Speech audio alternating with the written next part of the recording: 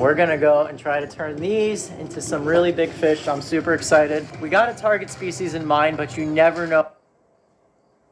Animal, and they got these little 360-degree eyeballs as well. Can you make it talk, Victor? Oh yeah, watch this. So Brian said, can I make it talk? When they move their knuckles right here,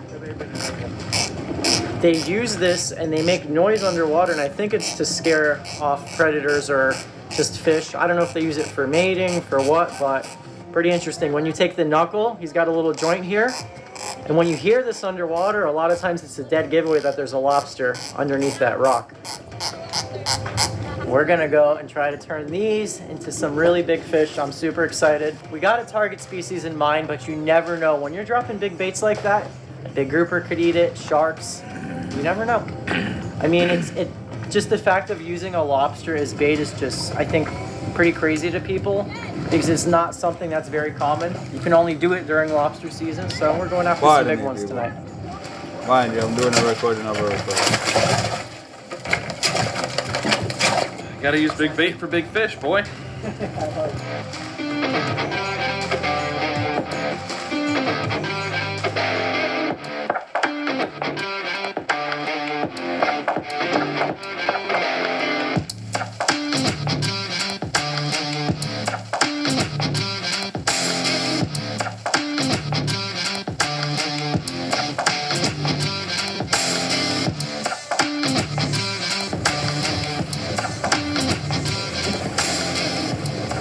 There's a couple different wrecks we're going to try that we think these cuberas are on.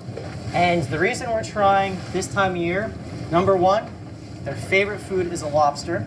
And number two, you can only keep lobster during lobster season. And this time of year, June, July, August, around the full moon, they spawn. So they congregate on these deep water wrecks. And the best part about this fishing trip is if we don't catch anything, we're still going home with lobster tea and you guys get to catch and cook. And we kept the smallest ones because I'm not trying to give a cubera a free meal with a 2-pound lobster. Those are for us. I got 2 6-0 mustad treble hooks, 150-pound tough line fluorocarbon leader. I'm gonna take my zip tie right here, and I'm gonna zip tie my treble hook to this lobster.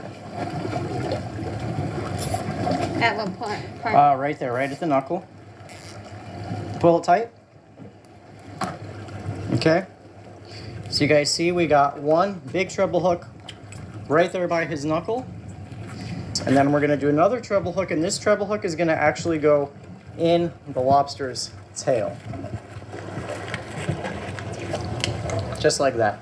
And I'm not worried about the treble hooks. Most people use single hooks, but if you got really strong mustad trebs, I think you got a better shot at hooking them. We catch them on the poppers and stick baits on hooks like this, so anything to maximize our chances. Basically, he said he's going for the big fish. The current's actually slightly stronger than we're able to keep up with it in gear. So we went way past it. I'm gonna drop it all the way to the bottom, reel up a little bit so we don't get hung up on it. And then by the time we're in position down there where we wanna be, we'll have a nice natural drift on top of it. So we just moved in a little bit shallower because that deep wreck is almost impossible to get a good drift on. We get about 30 seconds before we blow off of it. I know they're out here. I know people have caught them. I know that they spawn around the full moons in June, July, August. So, like with anything, put in the time to get the results.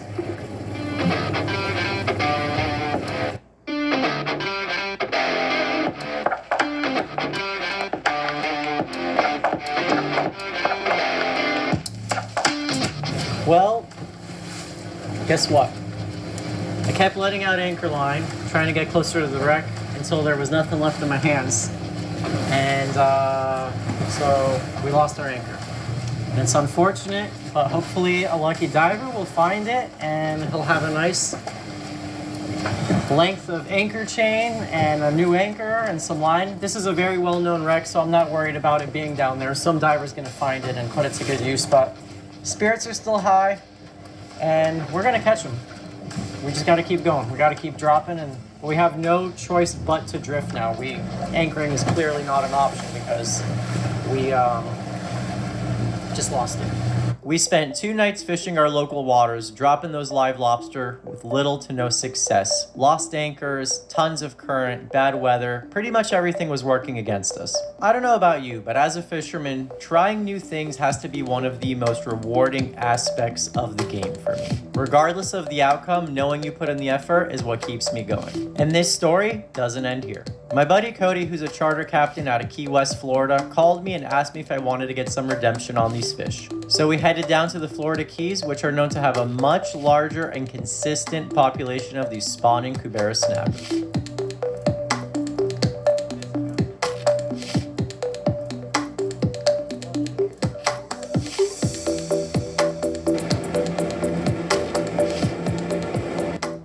We met up with the rest of our crew and the boys were headed out. All right, guys, we are on the boat on Justin's beautiful 36 yellowfin. We got a bunch of good guys on the boat, which I'll introduce as we go on through the night. We're kind of just getting everything ready. Got the lobsters in the live well. This exact same day, September 1st, 2 years ago, is when we caught 2 50-pound Cuberas with Cody. So the stars are aligned and in our favor to kind of replicate that again. We're due for one. This is our 4th time me and Dennis have been on a boat in the past 2 weeks trying to get a Cubera. So we put in the time, we're due for one, and I hope we get one. That's all I wanted to do. You're going to be mine. First lobster going down. So sometimes we zip tie them, but you know what? Right now, I'm going to try and just hook them right here in the knuckle, in that soft part, just like that. And then we're gonna hide the treble hook.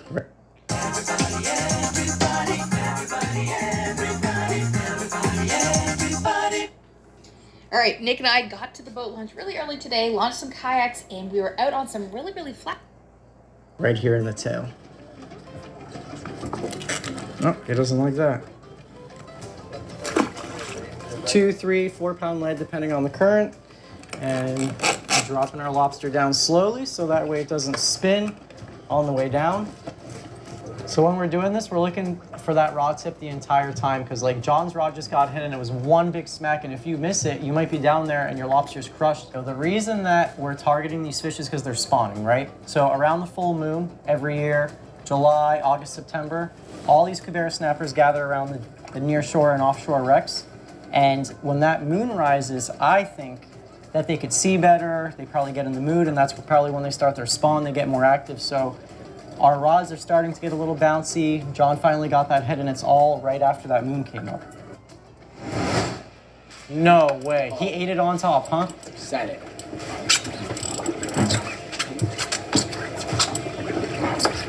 Cody said he wanted to get one on the spinner.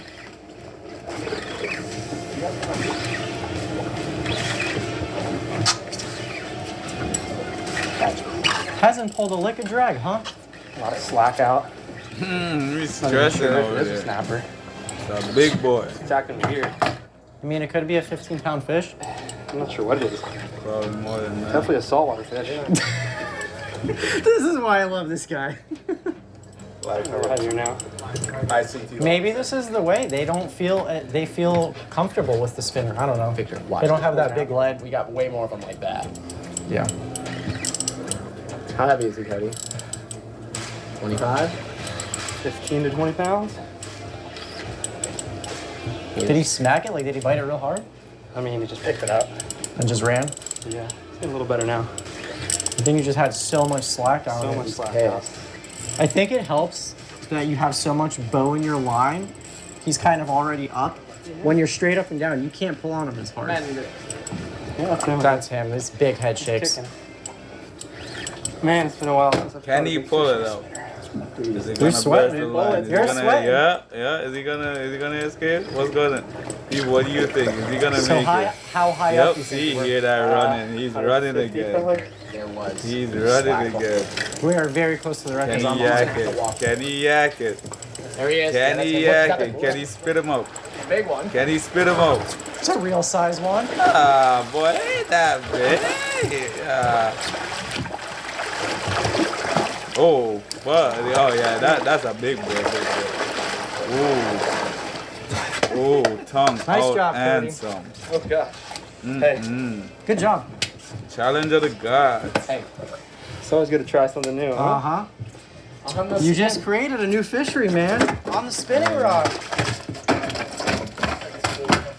That's a 35 pound fish right I there. got the boat grip. Let's see. Easy. What up? Cody had the idea. He says, Vic, do you have a big spinner? Let's bring it down. We have Big our rods spool. on the bottom. He was Spool. flatlining a lobster, so that thing is sinking down. It's probably a lot more of a natural presentation.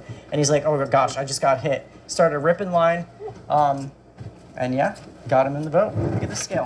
Just to put into perspective of how beast of animals these things are. Massive scales on them, and just wait till you see the mouth on them. A mouth capable of crushing a lobster in half. We got the new Kaiju by Mustad 7.0. Never tried these hooks before, but that was the first bite, and it was right here when we brought him the boat. And we got a nice 9.0 on the other side, so. Okay, so guys, picture this. This is how badass this animal is. How many fish do you know are out there eating lobster?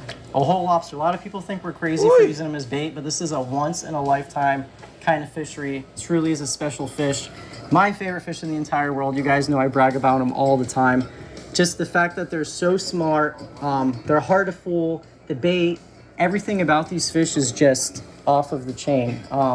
They got these huge fangs, and they're just a badass animal. And they taste amazing.